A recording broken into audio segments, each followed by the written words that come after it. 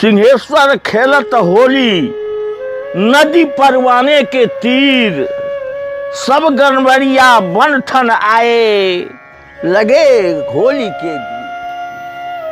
बिहार के मधेपुरा जिले के सिंहेश्वर धाम में महाशिवरात्रि के अवसर पर लगने वाला मेला कई मायनों में खास है। इस मेले की अगर जिक्र करें तो एशिया का सबसे बड़ा मेला सोनपुर मेले के बाद जिसकी चर्चा सबसे अत्यधिक होती है और कहा जाता है कि बिहार का सबसे बड़ा दूसरा मेला जिसे कहते हैं वह सिंहेश्वर मेला है। पौराणिक काल के कथाओं में भी इसका जिक्र नजर आता है। राजाओं महाराजाओं के समय से यह मेला लगता आ रहा है। मेले के इतिहास और वर्तमान और भविष्य के बारे में आपको इस वीडियो में जानकारी मिल जाएंगी। आप इस वीडियो को पूरा देखें और ज़्यादा से ज़्यादा शेयर ज़रूर करें। ऐसी ही वीडियो देखने के लिए आप हमारे चैनल को सब्सक्राइब फॉलो जरूर करें।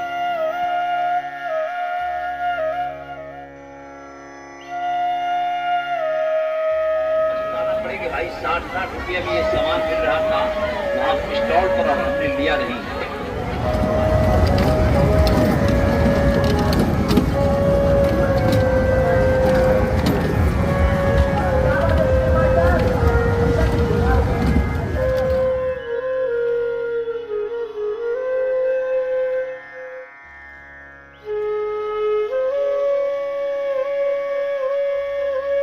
मेरा नाम है विश्वेंद्र नारायण ठाकुर। मेरा उम्र है 95 वर्ष। मैं बहुत पुराना लोग हूँ और बहुत इस को जानता हूँ, देखा हूँ। ये बाबा सिंहेश्वर नाथ की स्थान है। यहाँ महाराजा दरभंगा द्वारा 501 बीघा जमीन और गौरीपुर मोजे जमींदारी दान दिया गया। यहाँ कोसी नदी थी, चारों तरफ जंगल ही जंगल था। तो यहाँ सब लोग बाबा को जागृति जब हुआ, जागृति होने के बाद इधर जितने भी लोग थे, सुखपुर, परसरमा, ये सब गनवरिया कहलाते थे। गनवरिया ये सब ने बाबा का विवाह का उत्सव का माहौल बनाए। तो इसमें वो लोग आते थे, हाथी घोड़ा दुकान चारों तरफ लगता था। तो ये 501 बीघा जमीन जो था वो हम लोगों के जिम्मा था। हम लोग माने पंडा के जिम्मा था। तो 37 ईस्वी में पब्लिक केस होने के बाद डिग्री हुआ ये नहीं, ये पंडा का प्रॉपर्टी नहीं, ये सार्वजनिक प्रॉपर्टी है। इसके लिए एक ट्रस्ट कमेटी का गठन किया जाए। तो ट्रस्ट कमेटी का गठन हो गया। ट्रस्ट कमेटी मेला लगाती थी। मेला लगाते थे। पहले मेला लगता था इस साइड में, इसके बाद लगता था उधर पूरब साइड में। ये मेला ग्राउंड जो है बिल्कुल खाली था। यहाँ जंगल था, काश था, पटेर था। और ये मेला ग्राउंड जो है इसको मेला ग्राउंड घोषित कर दिया गया। ये मेला ग्राउंड होगा, मुझे न, ये मेला ग्राउंड हो गया और इसमें मेला लगना शुरू हुआ। 55 या 56 में जिम्मेदारी भ्रष्ट हो गया सरकार में। सरकार जब ले लिया तो सरकार मेला लगाने लगा। उसमें न्यास समिति को कुछ लंप सम्प अमाउंट पर मेला दे दिया जाता था। नस्यवती मेला कुछ रुपया सरकार को जमा दे देती थी और मेला लगाती थी। मेला ग्राउंड में मेला लगता था। धीरे धीरे हाथी घोड़ा का समाप्त हो गया, लेकिन दुकान सर्कस फलना चिलना आना प्रारंभ हुआ। सबको इसी ग्राउंड में दिया जाता था। पहले लगता था 15 रोज, इसके बाद हुआ 1 महीना, इसके बाद हुआ 1.5 महीना। हाथी घोड़ा मवेशी, दुकानदार, सर्कस, नौटंकी, 4 नौटंकी रहता था। इसका एक भजन है, सिंहेश्वर खेलत होली, नदी परवाने के तीर, सब गनवरिया बन ठन आए, लगे होली के गिरी। तो गनवरिया कहता था 5 गांव, सुखपुर पर सनमान फलना चिलना। सुखपुर के बाबू साहब सबका रोटी लगता था यहाँ। 15 दिन वो लोग यहाँ रोटी लगा करके रहते थे मेला को शोभा बढ़ाने के लिए। और हाथी घोड़ा जो आता था उसका रेस होता था, दौड़ होता था। उसमें विदेशी लोग भी आते थे और लोकल लोग भी आते थे। बहुत बड़ा फंक्शन होता था। अब तो वो लोग सर्कस नहीं आते हैं। अब जो है सो ये मेला बहुत विस्तार हो गया। हाथी घोड़ा समाप्त हो गया। सिर्फ दुकान, झूला, एक तो थिएटर आता है और यही सीमित है मेला का। देखिए, सिंहेश्वर में महाशिवरात्रि के अवसर पे जो 1 माह का मेला लगता है, जो मैं देखता हूँ एक सिंहेश्वर के नागरिक के हैसियत से या फिर एक मीडिया कर्मी जो लंबे समय से 20-25 सालों से मैं इस मेला को कवर करते रहा हूँ, सिंहेश्वर मेला के स्वरूप को अब थोड़ा सा मॉडिफाई करने की ज़रूरत है। मॉडिफाई इस संदर्भ में कि जो स्वरूप मेला का लोगों के, जो पुराने लोग हैं उनकी जो किंवदंतियाँ हैं, उस छवि को जब हम इस वर्तमान समय में देखते हैं तो कहीं न कहीं हम उसको जस्टिस नहीं कर पाते हैं। इसका प्रमुख कारण ये है कि यातायात के अब इतने साधन हो गए हैं कि सिंहेश्वर आने के लिए, सिंहेश्वर मंदिर में पूजा करने के लिए लोगों को अब कोई खास ओकेजन का इंतज़ार नहीं रहता है। तो अब क्या है कि अब सालों भर लोगों का आना जाना सिंहेश्वर में लगा रहता है। यही कारण है कि आप सिंहेश्वर बाज़ार के विकास को अगर आप देखते हैं पिछले 15-20 सालों के तुलना में, तो सिंहेश्वर का मार्केट जो कि अस्थायी रूप से है वो बहुत ज़्यादा डेवलप किया है। और सिंहेश्वर बाज़ार के डेवलपमेंट में जो सबसे बड़ी भूमिका है वो यहाँ आने वाले तीर्थ यात्रियों की है। तो अब आप ये नहीं कह सकते हैं कि सिंहेश्वर में महाशिवरात्रि पे जो मेला लगता है उसी दौरान ही खरीदारी करनी है। अब लोग यहाँ सालों भर बहुतायत संख्या में आते हैं। दूसरी बात ये है कि अब चाहे वो दियारा का इलाका हो या फिर जो शहर बाज़ार का इलाका है, हर जगह यातायात के संसाधन बढ़ गए हैं। खरीदारी के लिए बाज़ार विकसित होते चला जा रहा है। तो अब लोगों में ये जिज्ञासा भी नहीं रहती है ख़ास तौर से कि अपने को सिंहेश्वर जाएंगे तो फलाना सामान खरीदेंगे, फलाना सामान खरीदेंगे। ऐसी अब कोई बात, मजबूरी भी नहीं रह गई है।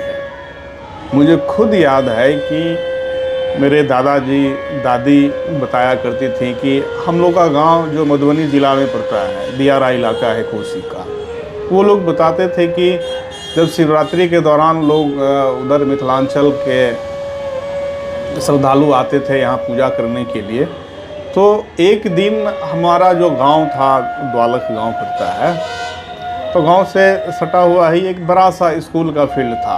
वहाँ एक रात लोग बिताते थे। दिन भर की थकान, पैदल ही तो लोगों को चलना होता था, तो दिन भर की थकान मिटाने के लिए वहाँ स्कूल के ग्राउंड पे काफ़ी संख्या में लोग श्रद्धालु वहाँ जुटते थे। और सिर्फ मेरे ही गांव नहीं, उस आसपास के जितने भी गांव होते थे वहाँ जो सार्वजनिक स्थल हुआ करता था वहाँ लोग ठहरते थे, और फिर अगले दिन वो फिर पैदल नदी के रास्ते रेत हो करके जो है वो पैदल यहाँ तक पहुँचते थे। तो काफ़ी कठिन काम हुआ करता था लोगों के पास। तो लोग पहले इंतज़ार करते थे शिवरात्रि आने का, कि शिवरात्रि पे पूजा भी करेंगे और वहीं पे खरीदारी भी करेंगे। लेकिन अब ऐसी बात नहीं रह गई है। अब आप किसी भी गांव में चले जाएं, सुदूरवर्ती इलाके, दियारा का इलाका हो या फिर अन्य सामान्य गांव में जाएंगे, आपको हर सामान मिल जाता है। अब आप खेल तमाशे के अन्य जैसे सर्कस वगैरह के साधन को देखते हैं तो एक ज़माना था, मुझे खुद भी याद है थोड़ा थोड़ा कि हम लोग को पिताजी कंधे पे बैठा के ले जाते थे, तब एक टार्जन सर्कस, फिर और ऐसे ही पनामा सर्कस, ये सब सर्कस हुआ करते थे। तब वहाँ जो आकर्षण रहता था बच्चों के बीच में वो ख़ास तौर से शेर की दहाड़ का, हाथी की चिंगार का, इन सब चीज़ों का आकर्षण रहता था। लेकिन अब क्या है कि आप जो ये जंगली जानवर हैं, हिंसक जानवर हैं, इनको आप सर्कस में रख नहीं सकते हैं। कई तरह के सरकारी नियम कायदे लगाए गए हैं, पशु क्रूरता अधिनियम सब भी मामला है। तो धीरे धीरे क्या हो गया कि सर्कस में जानवरों की संख्या घट क्या गई, ख़त्म हो गई। तो जो सर्कस में जो देखने का जो आकर्षण था वो खास आकर्षण जानवर ही होता था। अब वो सिर्फ और सिर्फ एक जिम्नास्ट का प्रोग्राम रह गया है, तो वो बहुत से लोगों को आकर्षित नहीं करता है। तो जो मनोरंजन के जो साधन है वो अब कहीं न कहीं जो वर्तमान व्यवस्था है, डिजिटल युग है, सरकार के कई तरह के प्रतिबंध हैं, इन सब को लेकर के भी घटता जा रहा है, सिमटता जा रहा है। लोगों के हाथ में मोबाइल है, मोबाइल पे लोग अपने मनोरंजन के साधन जो है सो तलाश लेते हैं, तो वो हो जाता है। तो अब मेला का जो यहाँ का जो स्वरूप है, उस स्वरूप को धीरे धीरे बदलने की ज़रूरत है। अगर यहाँ बदलाव नहीं आएगा, मैं ये नहीं कहता हूँ कि आपको पुराने दौर में चले जाना है, पुराने दौर में आप चाह कर भी नहीं जा सकते हैं, क्योंकि अब गांव-गांव में दुकानें खुल गई हैं, लोगों में वैसी जिज्ञासा नहीं है। हमारी दादी कहती थी कि जो मतलब मेरे गांव में मेरे पिताजी के वो बक्से में ऐसे कई सारे चिट्ठी मुझे मिल जाते हैं। जब गांव के कई लोग चिट्ठी भेजते थे पिताजी को कि आप सिंहेश्वर बाज़ार में रहते हैं, आप गांव आएंगे तो फलाना फलाना सामान खरीद कर लाएंगे। मेरे पास कई ऐसे चिट्ठी हैं जिसमें गांव के कुछ लड़के हैं जो कि अब तो उनके भी बच्चे हो गए हैं, वो लोग दिल्ली वगैरह में रहते हैं, तो उनका पत्र है वो लिखते थे कि हाँ चाचा जी आइएगा तो मेरे लिए 10 कॉपी लेते आइएगा। उस समय बीटीसी की किताबें चलती थी, तो वो लिखते थे कि गणित की बीटीसी फलाने क्लास की किताब हमारे लिए लेते आइएगा। तो ये उस समय था, नहीं मिल पाता था लोगों को, बाज़ार बहुत कम था। अब ऐसी बात नहीं है, अब गांव-गांव में किताब की दुकानें खुल गई हैं। कौन चिट्ठी लिखने जा रहा है? अगर किसी को किसी सामान की ज़रूरत है तो मोबाइल पे व्हाट्सएप पे एक मैसेज कर दिया, अगले दिन जो ये ऑनलाइन मार्केटिंग वाले हैं वो आपके घर तक डिलीवरी कर देते हैं। तो अब खरीदारी का जो प्लेटफॉर्म है वो डिसेंट्रलाइज हो गया है। तो अब आप वो पुराने दौर की कल्पना भी नहीं कर सकते हैं। अगर आप चाहते हैं कि इस मेला को जिस प्रकार से इसकी ख्याति थी, ये बिहार का सोनपुर मेला के बाद सेकंड स्थान माना जाता था, तो अगर आप चाहते हैं कि ये फिर से उस रूप की प्रतिष्ठा को पाए, उस स्वरूप को तो नहीं पा सकता है, लेकिन अगर उस तरीके की उस स्वरूप की प्रतिष्ठा अगर चाहते हैं तो मेला के कंसेप्ट में बदलाव लाना पड़ेगा। तभी आप यहाँ अधिक से अधिक लोगों को मेला आने के लिए आकर्षित कर सकते हैं। अन्यथा जैसे धीरे धीरे घटते जा रही है, इसके प्रति जो चार्मिंग जो है इस मेले का घटते जा रहा है, तो वो फिर घटते घटते और सिमट कर चले जाएगा। फिर वो एक किस्से कहानियों की बात रह जाएगी। बचपन से लगभग 35-40 सालों से सिंहेश्वर आना जाना रहा और स्वरूप को हम लोगों ने देखा है, मैंने व्यक्तिगत देखा है। वो सर्कस से लेके पशु मेला से लेकर के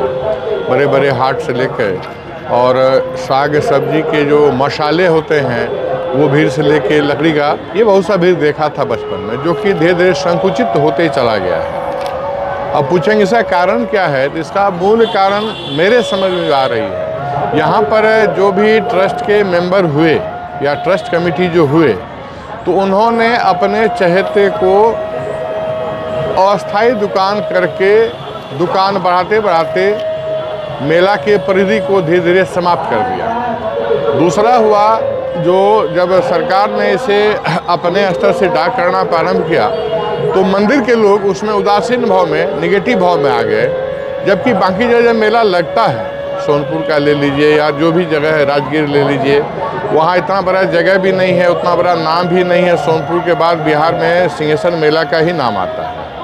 तो वहाँ के कमेटी के प्लस गांव के समाज के लोग दूसरे दुकानदार को बुला करके प्रोत्साहित करके उसे बुलाते हैं, आवाहित करते हैं, आइए बहुत अच्छा मेला है। यहाँ की परिस्थिति उल्टी हो गई है। यहाँ के जो लोग हैं, जो शुरू से ट्रस्ट के द्वारा या फिर उनके मेंबर के द्वारा, उनके मित्रों के द्वारा जो अब अपनी कमाई करते थे या अपने रिश्तेदारों को जगह देते थे, वो उन्होंने अपने व्यक्तिगत स्वार्थ के लिए इस मेला को संगठित करने में संपूर्ण सहयोग किया, ये मेरा मानना है। उपाय के रूप में प्रशासन को सहयोग करना होगा, संवेदकों को, साथ ही यहाँ पर जो मेंबरान हैं मंदिर कमेटी, अब सवाल ये है कि बिहार सरकार के अंदर ही हर कोई है, ट्रस्ट भी उसके अंदर ही है, और ट्रस्ट के मेंबर जब ये कहते हैं कि मेला से मुझे लाभ नहीं होता है, तो बड़ा हास्यास्पद लगता है।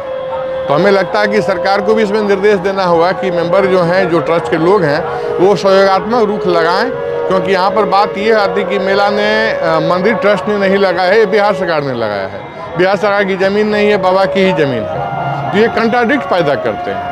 इस कंट्राडिक्ट पैदा करने की वजह से मेला प्रभावित होता है। और इस बार मेला में भीड़ का वजह है कि संवेदक महोदय की पूरी टीम ने मेले को व्यवस्थित रूप से लगाने का प्रयास किया। हालांकि कुछ लोगों ने शुरू में ऐसा प्रचार कर दिया कि मेला का डाक 1 करोड़ 9 लाख में हुआ, हर चीज़ महंगी हो गई है। तो इस डर से किसान इलाका है, लोग सोचने लगे 1 करोड़ का मेला है, पता नहीं वहाँ कितना महंगा होगा, आने को लोग रुख नहीं कर रहे थे। फिर जब लोग वहाँ से आए, पोर्टल मीडिया से, अखबार के द्वारा लोगों को प्राप्त चला, जो पिछले साल ही 50 रुपया ही झूला था, इस बार भी है 60 रुपया वही है।